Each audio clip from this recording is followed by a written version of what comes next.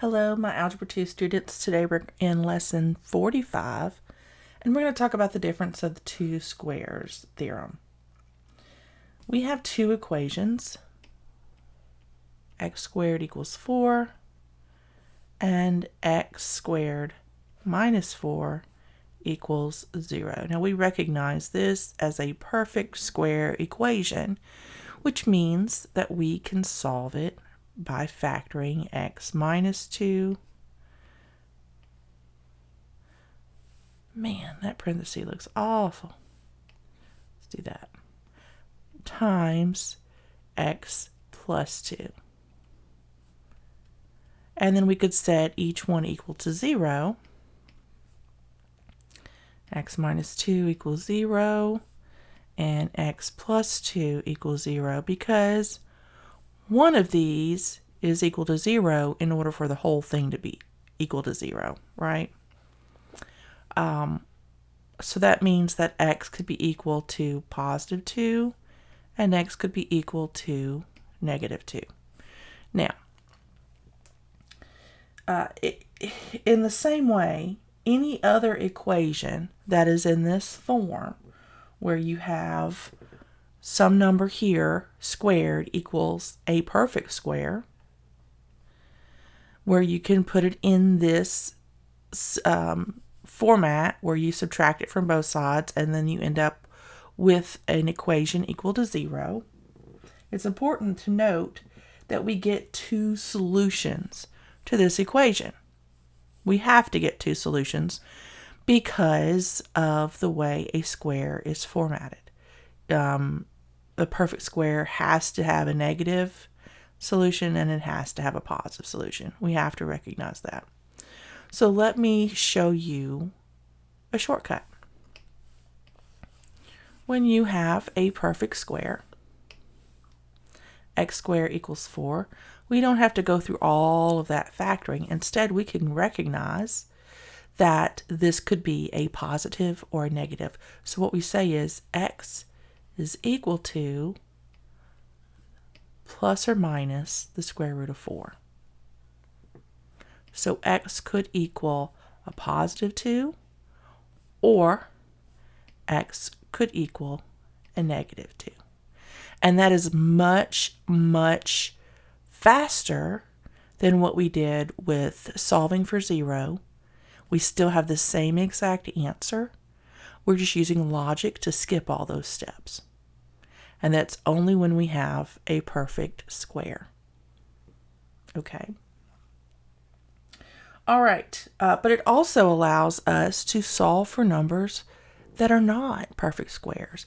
Let's say we have x squared is equal to 11. 11 is not a perfect square. But we could say, let me get my pen back, x is equal to the square root of 11 plus or minus. So then we could say that x is equal to the square root of 11, or x is equal to the negative square root of 11. We did not have to do a bunch of math to get there. And it didn't have to be a perfect square for us to solve it. So let me introduce you to the difference of two squares theorem. Clear the page. I'm going to type it up before you. All right, this is the difference of two squares theorem. And it just says that if p and q are real numbers, and if p squared equals q, then p must be equal to both positive q and negative q.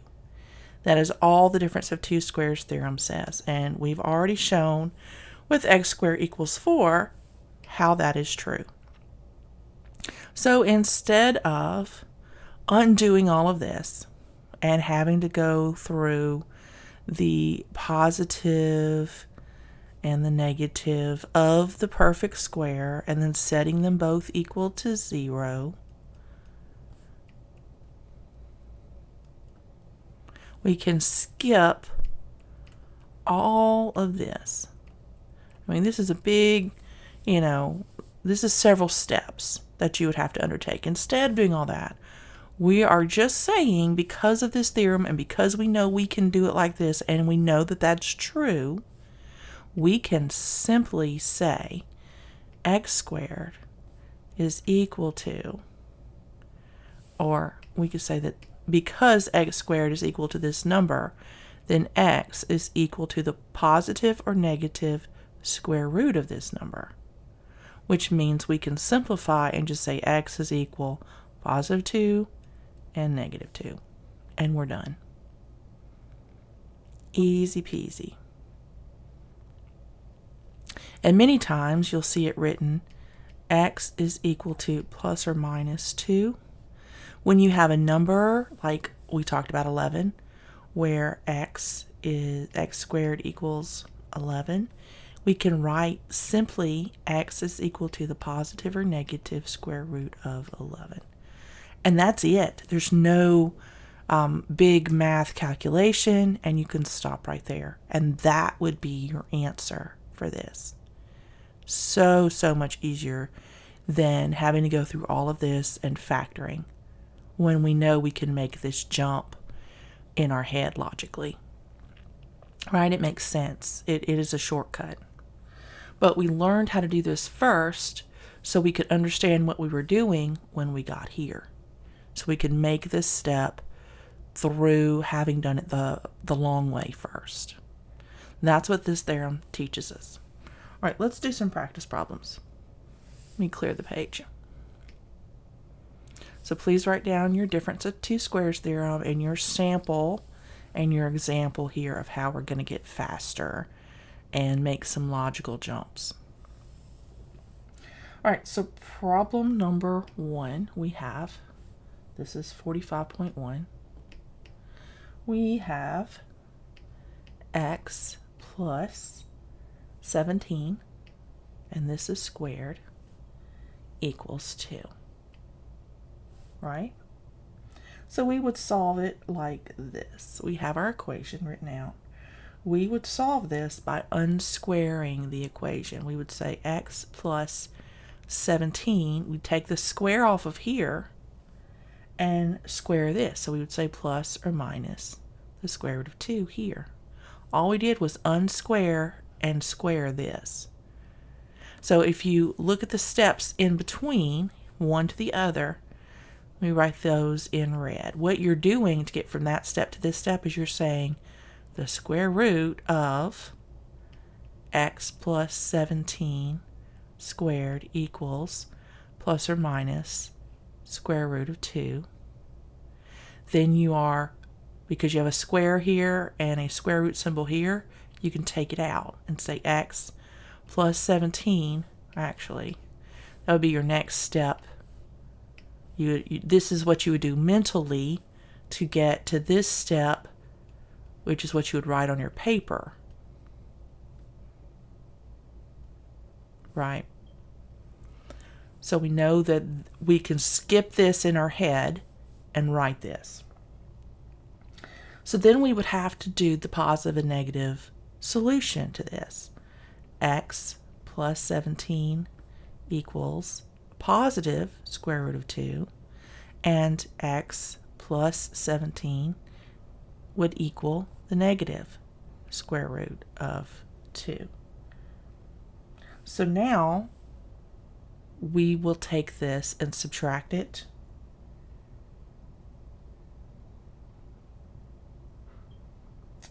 To have our two solutions. So it'd be x equals negative 17 plus the square root of 2, and then x would equal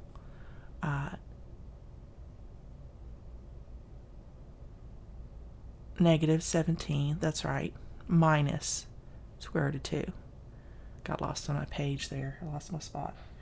So you would get these two solutions for the value of x.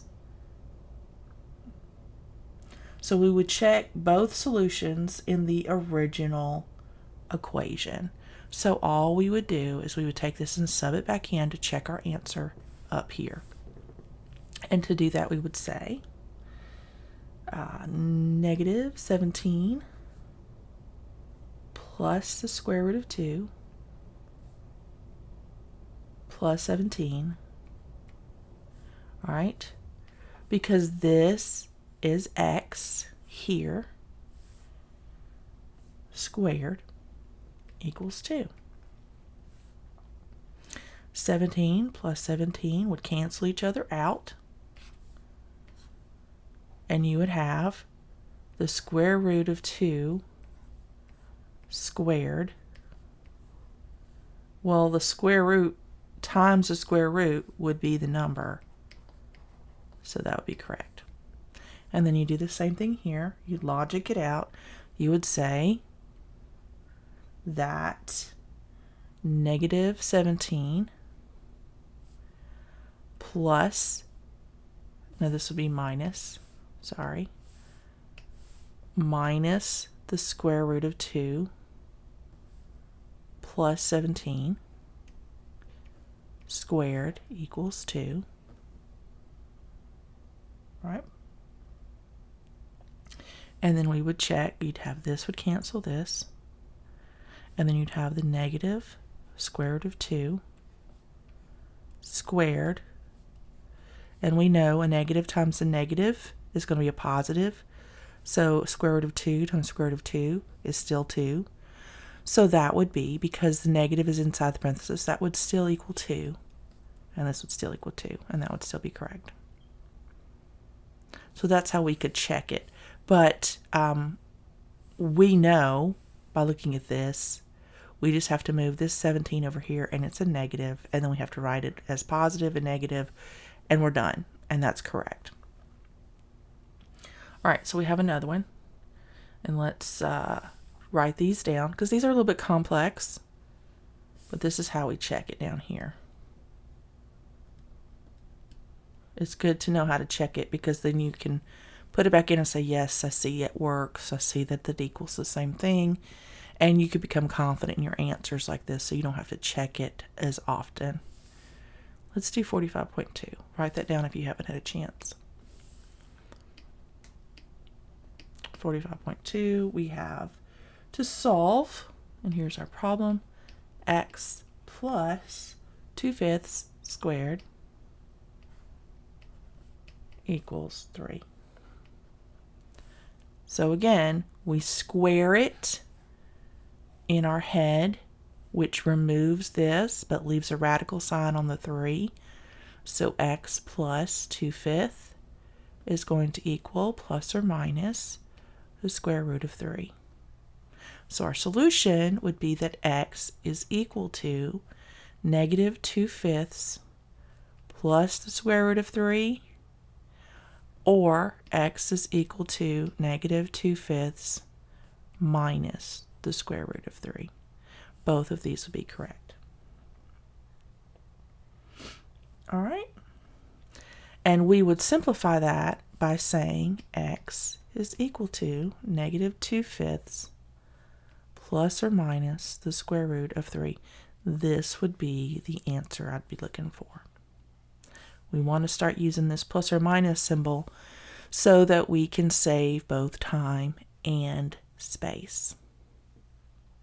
So basically, you skip these steps and just subtract this and put it over here, and that's what your answer is. But whenever you need to check it, then you separate them out. All right, that is all we have for lesson 45. It's very straightforward. All we're doing is understanding what a radical symbol does and how we can save ourselves some time, and how we can also solve and illustrate an answer that we can't necessarily get to an actual number in.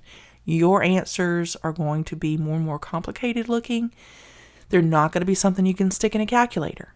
This is more about logic. As we go deeper and deeper and get closer to the end of the book, you just get comfortable with answers that look like this, because this is what they are. All right, that's all I have. I'll see you guys in lesson 46.